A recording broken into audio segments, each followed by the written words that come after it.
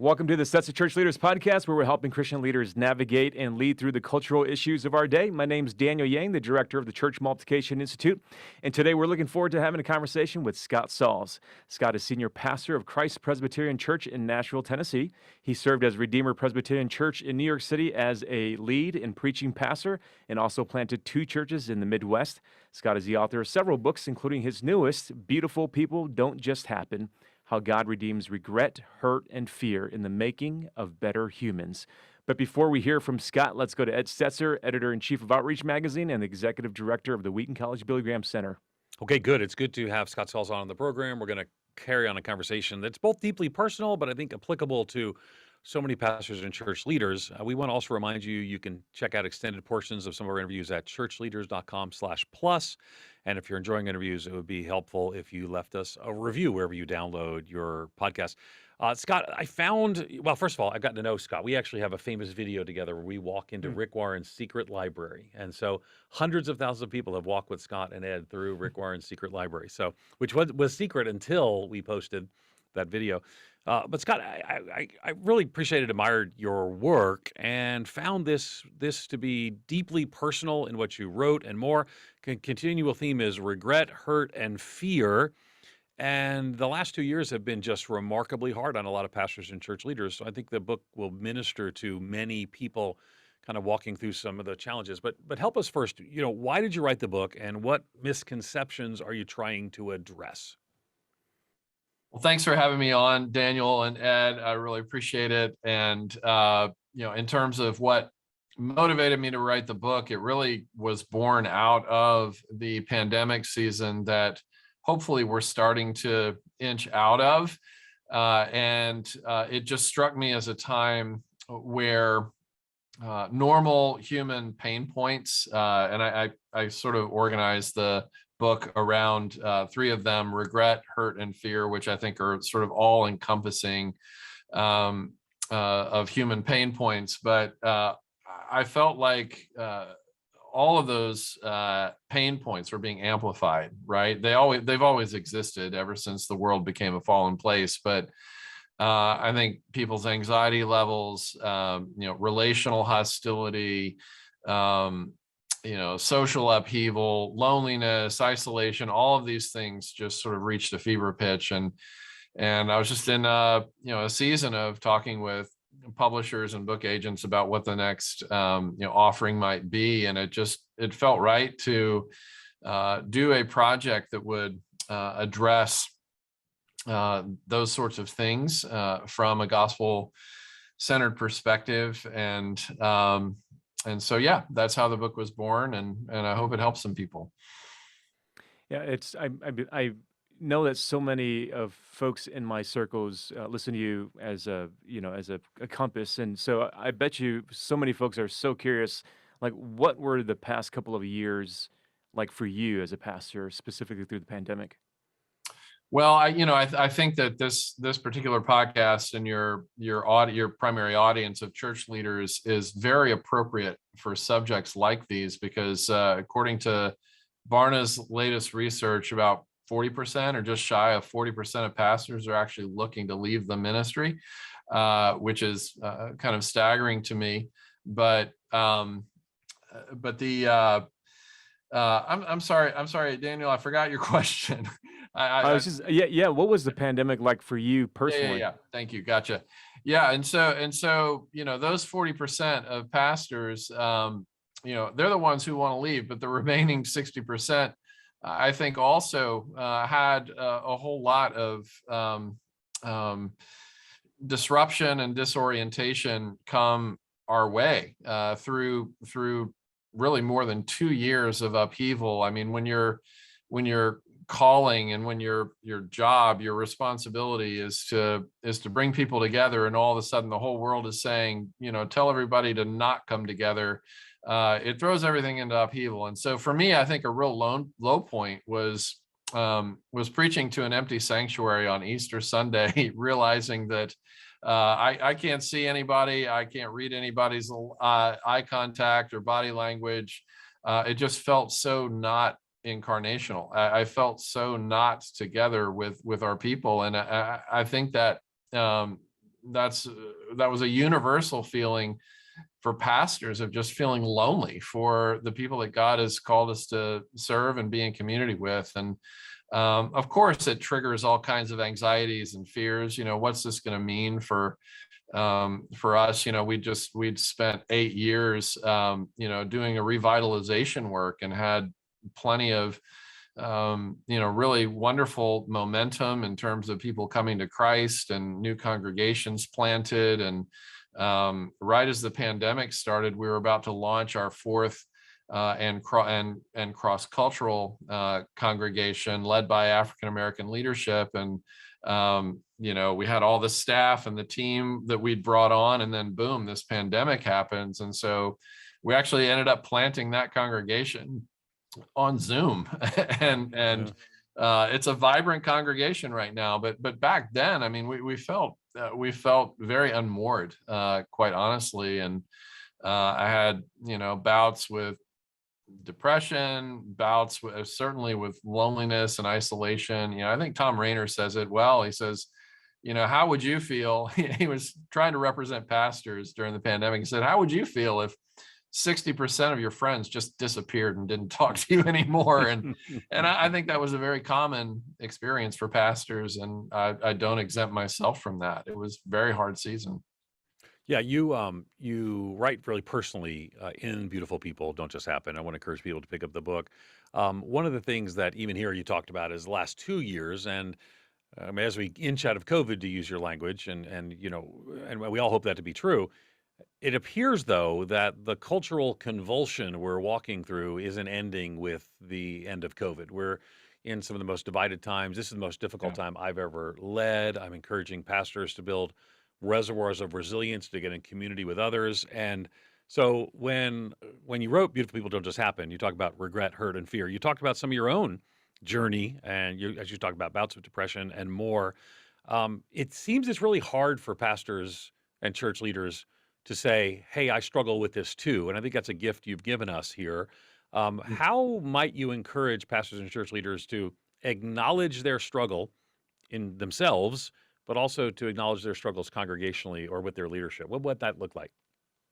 Well, I mean, it's an occupational hazard, I think, to some pastors to even think about doing real self-disclosure about our various pain points and struggles, right? So I'll never forget back in seminary, one of the prominent pastors in the city where I went to seminary, St. Louis, Missouri, took his own life. He was 35 years old, one of the most, vibrant churches in the whole city of St. Louis. And it just took everybody by surprise. And his suicide note was published in the St. Louis Post-Dispatch. And in that note, he said that he'd been struggling with depression for quite some time and just couldn't do it anymore. It felt incredibly isolating.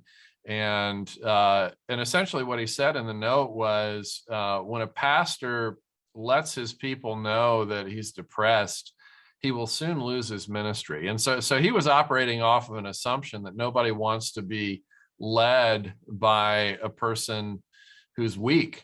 And so that really sent me, and I think a lot of my fellow students back then, on a journey of just looking into Scripture and looking at who those people are that have had the greatest impact on us and that we want to be like. And one of those people was a man named Jerram Barrs, who was a professor for us and had worked for many years with Francis Schaeffer, started the English L'Abri chapter, and was just a man of great empathy and compassion, and came to Christ through a suicidal season of his life, and through his trials and struggles and the deep pain that he'd experienced during certain seasons of his life, he'd actually been shaped into this incredibly empathetic pastoral person who shows up so well for other people. And so we had that contrast, to the narrative that nobody wants to be led or pastored or shepherded by a weak person. And then here we have this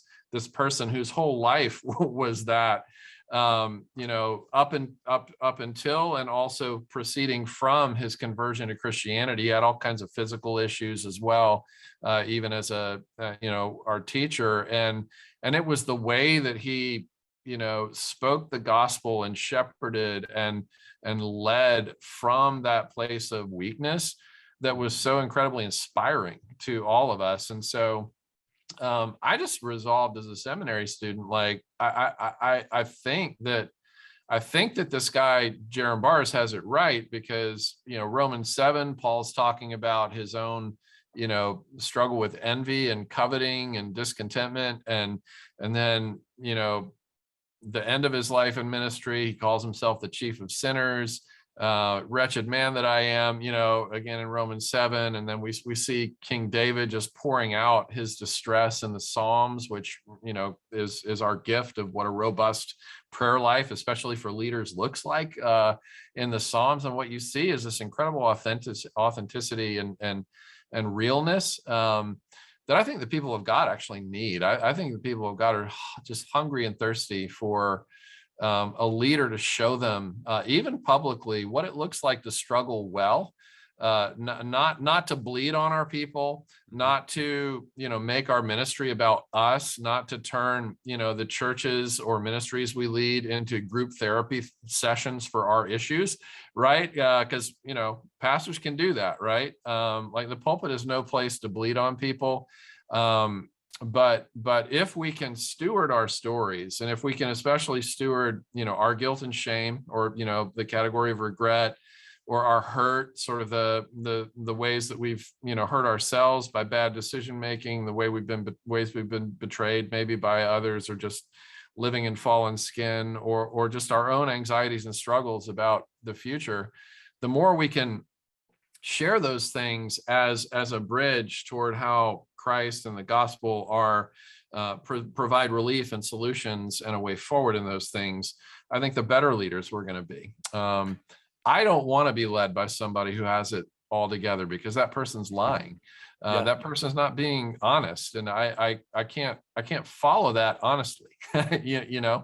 And so I think we need to get over the illusion that people don't want to be led by somebody who experiences weakness. I think that's an illusion.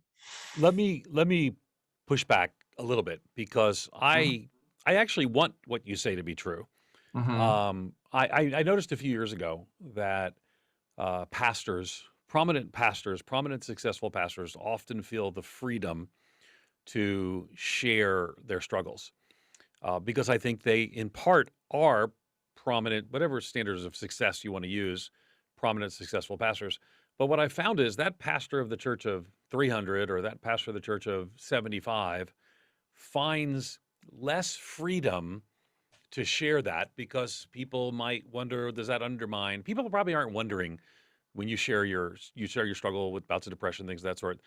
That Phil Reichen here at Wheaton College has done a powerful talk on that as well in our chapel. But you're sort of at the place where people sort of see you can manage that. I think part of the challenge is a lot of people are afraid. They're insecure. You talk about insecurity in the book. But you also point to your relationship with God freeing you from this mindset. So address my pushback, if you don't mind, because to that pastor of that church of 75 or 200, I think it feels different than being an author and a pastor of a church like yours after decades of successful ministry. And then talk to us about how that spiritual relationship with God shapes that. Help us out.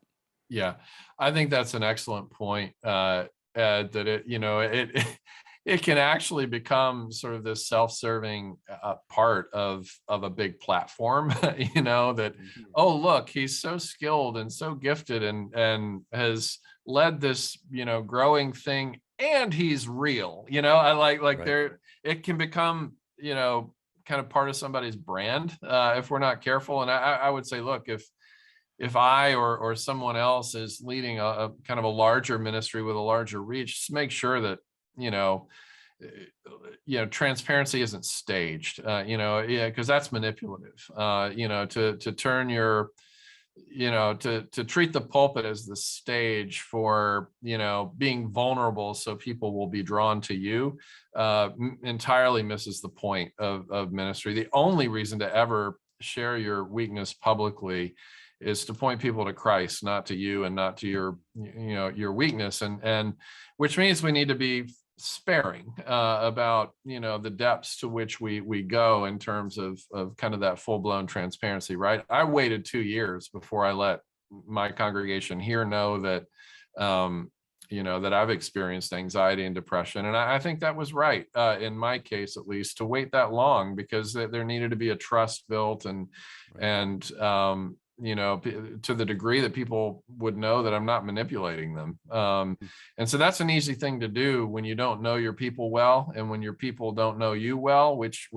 sadly is the case oftentimes, at least with a lot of your people in a larger ministry setting. But those smaller settings, I've been part of those too, right? As we planted 2 churches, and we're involved with, I don't know, the Redeemer plant wasn't really a plant because we started with a lot of people, but the 2 churches that we planted in the Midwest, we started with the first one, we started at 0. It was just, my wife and me and our dog and our, you count your pets when you're planting a church. You count children that have, you count your unborn children in the worship attendance and stuff. And so I can remember kind of an early living room worship service, and we were still kind of a core group, and my wife had actually been going through some anxiety, and she just got to a point where she's like, I can't do this. I can't hide this. And I'm like, well, tell someone about it. And like right in the middle of the service, somebody said, Patty, can we pray for you? And so right there, my wife, shares with everybody, I've just been going through the hardest time. And like those, 30 or so people get around her and pray over her. And it was a very humbling experience for both of us, right? Because we're supposed to be the leaders, and we ended up being shepherded by, these people, most of whom we just recently met.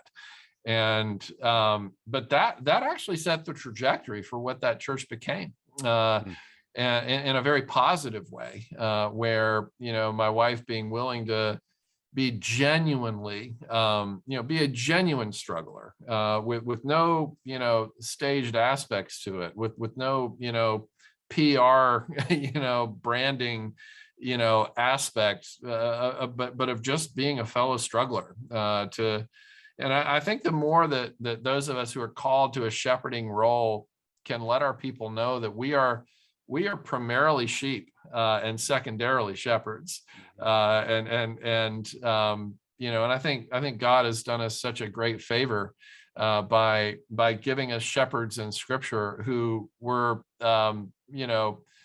many of them train wrecks. Abraham and Isaac are terrible husbands. Jacob is a deceiver. King David did King David things, and had a kid through the wife of Uriah, as Matthew 1 reminds us.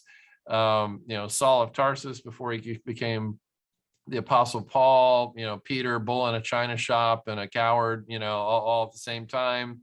These are the people that God shook the earth through, is people who had weakness and couldn't hide it, but also, their hearts had been animated by the truth and beauty of the gospel of Jesus Christ. And so I don't know how you can love the gospel without being a weak person, but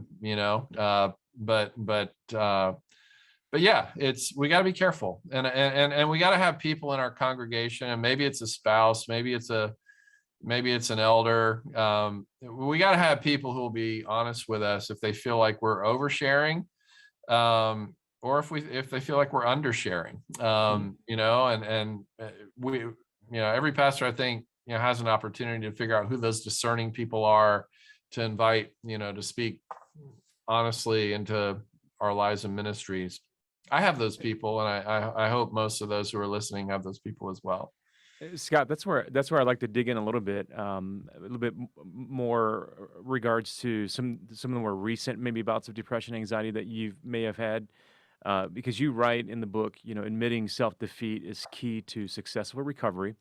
It involves raw honesty about your worst qualities and the destructive decisions you've made. So give us an idea. How did that look like for you? I know you can't share everything, but give us a sense of how that looked like for you. And then how did that facilitate levels of healing and recovery for you personally? That's good. Man, I mean, where do I start? I mean, here's what I think here's my most vivid memory, especially of the pandemic.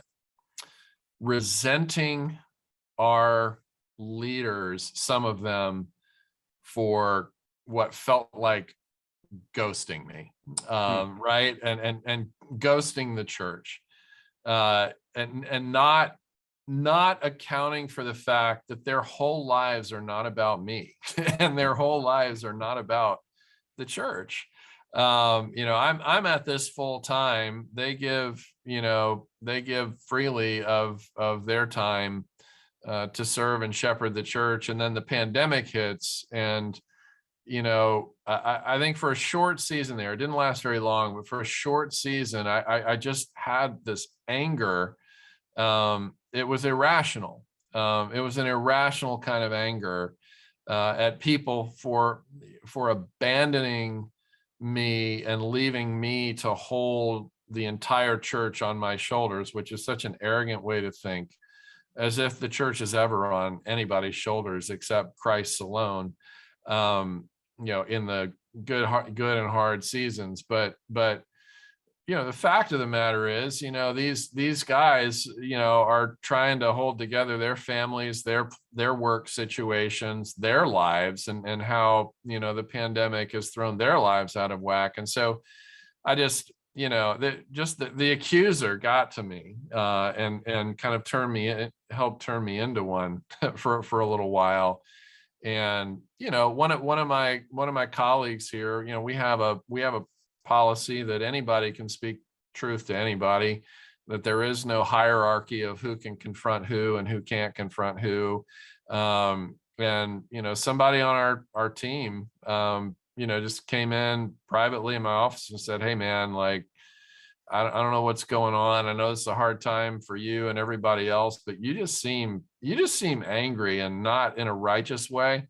And I just want to encourage you to look at that. And I'm happy to talk to you further if you have any questions for why I feel that way." And we sat down for a little bit, and he shared with me how him and a couple of others had experienced me in this kind of, how I let my anxiety turn into kind of an unrighteous, unsympathetic version of anger toward people because I was scared, so that's one. I have 100 other things I could tell you about. Do you want to just stop there, or you No, want it's to keep good. It's going? good. So I do think, though, it's important to note that when someone comes to you and brings that cause for concern, a lot of times that story could end that person was fired. And we've heard a lot of conversations about pastors who have been angry and led with anger and division and more. And a lot of that, in my view, is driven by people's insecurity and their own internal struggle. They want to look tough when really there's a brokenness that's inside. So I really appreciate the example you gave. So I guess the question that I would ask is how might we learn to respond better? And this is a big theme, of course, in Beautiful People Don't Just Happen. How do we respond better to the regrets, hurt, and fear? Because one of the responses for a lot of pastors and leaders, a lot of men and women in leadership in churches, is to respond by powering through, and often in angry ways. That has been exposed a lot lately. What's a better way to walk through the regret, the hurt, and fear? Yeah, I mean, I think you're describing, Ed, the difference between doing it in the flesh and doing it in the spirit. And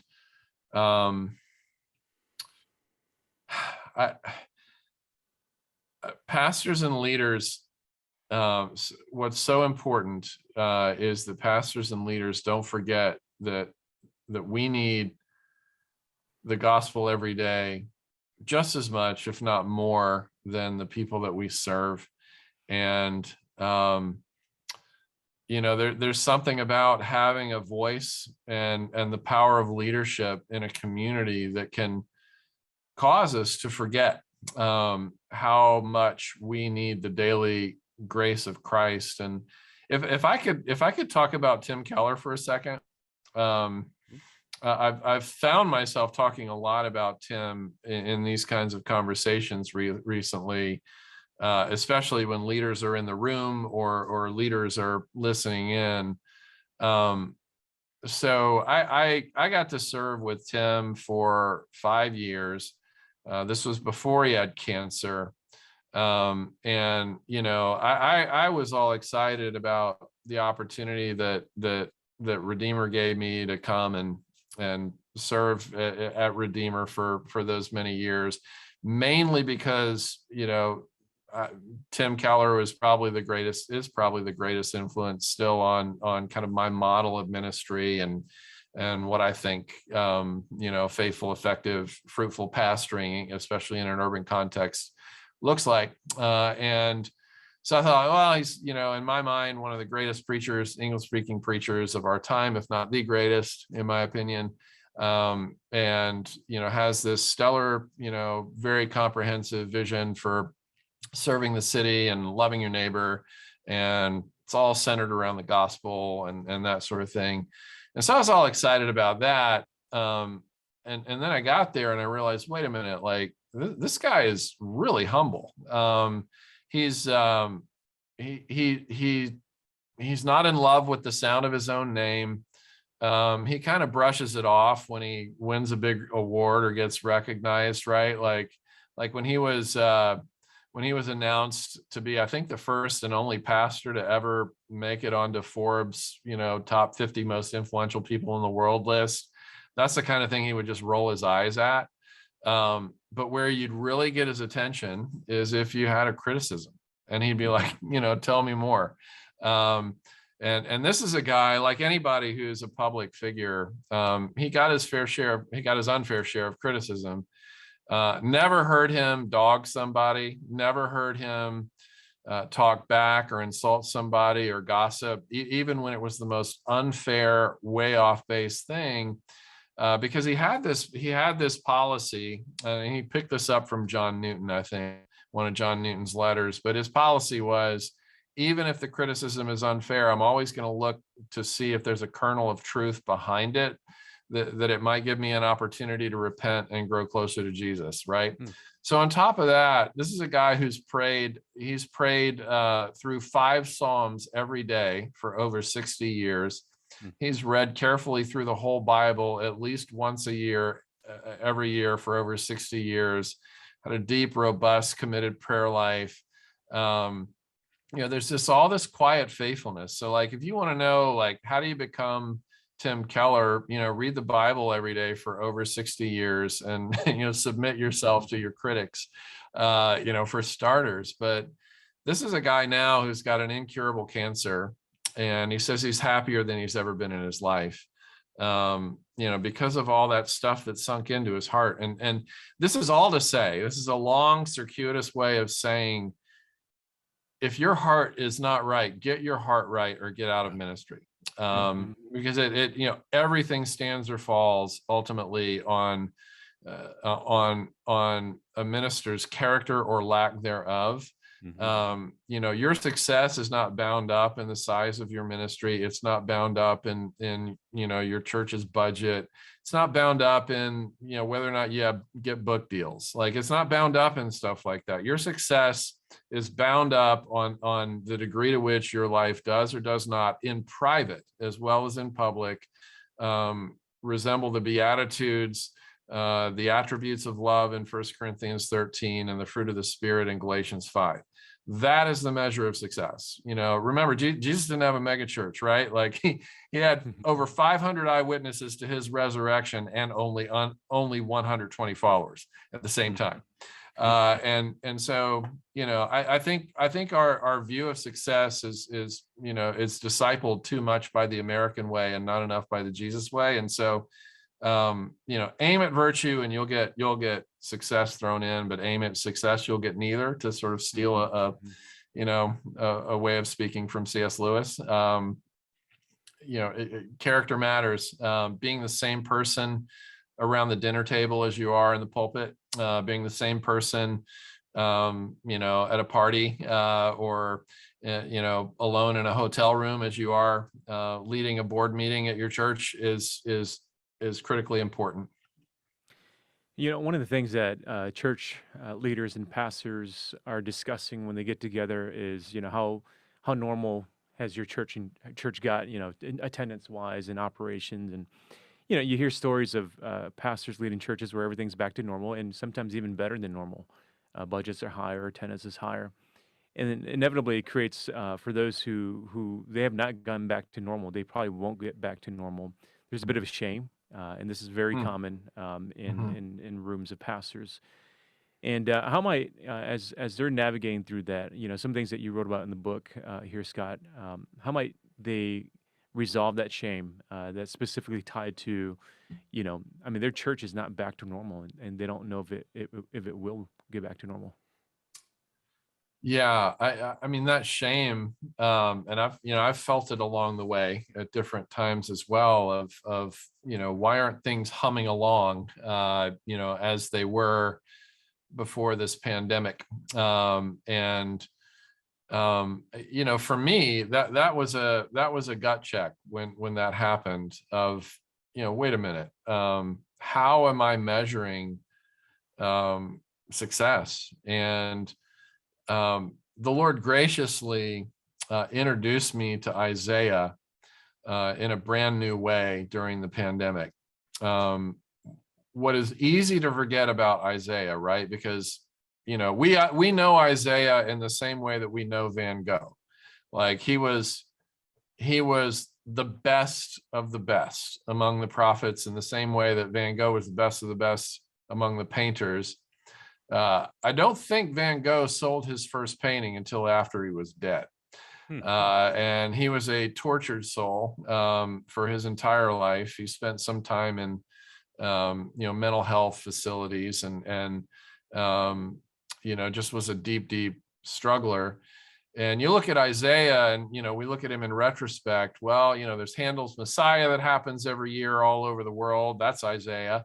You look in the New Testament, he's the most quoted prophet from the Old Testament in the New Testament, like rock star, right? Well, what's easy to forget is that Isaiah never experienced any of that in his lifetime. All he experienced was decline, right? So when we look at the setup at the beginning, where God calls Isaiah into the ministry, and there's this little phrase that says, "Even though a tenth remain." That's a statement. Right after Isaiah started his ministry, his congregation, as it were, was reduced by 90%. Wow. And then for the rest of his ministry, all he got was hostility and pushback and rejection. And history suggests that he was sawn in two, and that's how he died. And this is the same guy that talked about how God's thoughts are higher than our thoughts. God's ways are higher than our ways. It's the same guy that talked about, the one who would reign on David's throne, and of the increase of his kingdom there would be no end. It's the same guy that gave us the suffering servant picture in Isaiah 53. The same guy, who's brimming with optimism about how the people of God will soar up and mount with wings like eagles, and run and not grow weary, and walk and not be faint. This is a guy whose ministry was terrible. like he signed up for a ministry that was essentially career suicide for him, and stuck with it for the duration of his life. And that's all to say, think about too how Paul was in prison for so many of his letters, and how almost every book of the Bible was written by a slave, somebody who was in prison, somebody whose country was being occupied by a more powerful, hostile foreign force, somebody who was awaiting their own execution. These are the people who wrote the Bible, the most influential book in the world. These are people who wrote the Bible from that place. And so I guess my encouragement would be, think about the solidarity that you have with the giants in that regard. Hebrews chapter 11, it's very clear about all the heroes of the faith that we look back on and admire and name our children after. None of them experienced what was promised in their lifetime. That's like the takeaway from Hebrews 11 for a pandemic environment, or for a frustrated pastor situation. don't underestimate what God might be doing in your small thing. You might in glory be introduced as being infinitely more influential than the megachurch pastor in your city. Because again, it's all about your character. It's all about the degree to which you've drawn near to Jesus. That's the measure of our success. And the outcomes. I mean, look at Jesus. How did it end for him? Crucified in his 30s with all of his closest friends and family abandoning him. That's how it ended for the most successful man who ever lived. And of course, we have resurrection. Well, guess what? So do you. You have resurrection awaiting you as well. I went on maybe too long with that answer, but it's a real passion point for leaders. It's a little bit stark. Zinzendorf, preach the gospel, die and be forgotten. But I think that reminds us that it's not ultimately about us. And again, the book is Beautiful People Don't Just Happen, How God Redeems Regret, Hurt, and Fear in the making of better humans. In the book, you're right.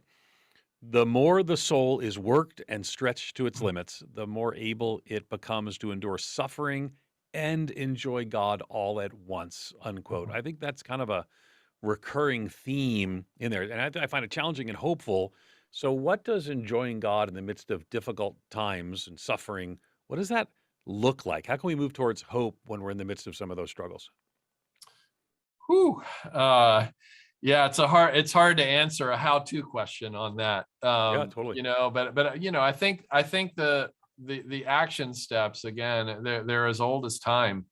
To get our noses and our hearts in the scriptures undistracted as often as we can, to be deeply engaged in the life of a local church with all of its foibles and all of its glories, and love God, love neighbor kind of stuff. I mean, the basic stuff is what forms us when we submit to it over and over and over and over again. Again, I'll just refer back to the things I shared about what formed Tim into the man that he is.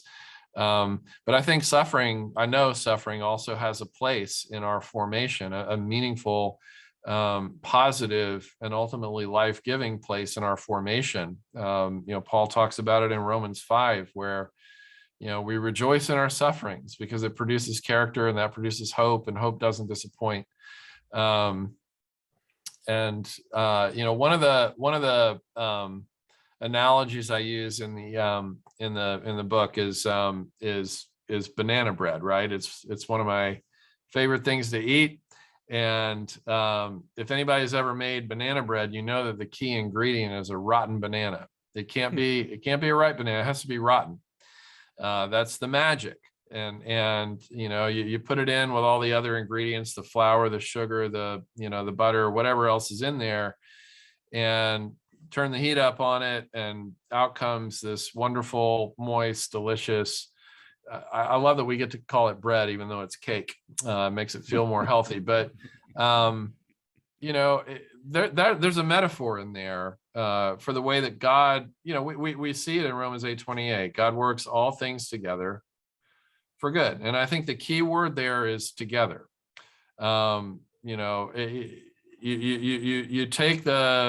You isolate the rotten banana and eat it by itself, it's going to nauseate you. In the same way that trials and tribulations will, if that's all there is for us, right? But if it's mixed in with all the goodness that God is working out, God even takes the evil things, according to Joseph in Genesis. Remember what human beings mean for evil, what the enemy of our soul, Satan, means for evil. God turns it into good. I mean, let's look at the book of Job, right? But I think that the key for us is we've got to tap into that in as personal of a way as we can, and of course that includes a robust relationship with the Scripture. But I think it also includes being in relationship with people who are ahead of us in life, who've experienced these things that we're going through, whatever those things are, and have emerged from those things or found joy in the midst of those things because of Christ. We need mentors, and because we're not made to do this alone. So I'm a good, mentor who's been through it before, and that's the title of the book comes from Elizabeth Kubler-Ross quote, actually, where she says the most beautiful people we've known have known defeat, they've known suffering, they've known disappointment, and have made it out of those depths, and not in spite of those depths, but because of those depths, they've become people of the deepest compassionate concern, the people who show up the best for other people. There's something formative that happens in the same way that there's something formative that happens in the gym when you do bicep curls or bench presses or whatever, and you feel like you're getting weaker while you're in the act of working out your body. But the truth of the matter is you're becoming stronger. And next week you're going to be able to do, or next month you'll be able to lift more weight or do more repetitions because of submitting yourself to those experiences where you felt like you were getting weaker when actually you were getting stronger. And I think the soul works in the same way. That's a good word. You've been listening to our conversation with Scott Sauls about his newest book, Beautiful People Don't Just Happen, How God Redeems Regret, Hurt, and Fear in the Making of Better Humans. You can learn more about Scott and his ministry at ScottSauls.com. Thanks again for listening to the Stetzer Church Leaders Podcast. You can find more interviews as well as other great content for ministry leaders at ChurchLeaders.com/podcast. And again, if you found our conversation today helpful, we'd love for you to take a few moments to leave us a review that'll help other ministry leaders find and benefit from our content. We'll see you in the next episode.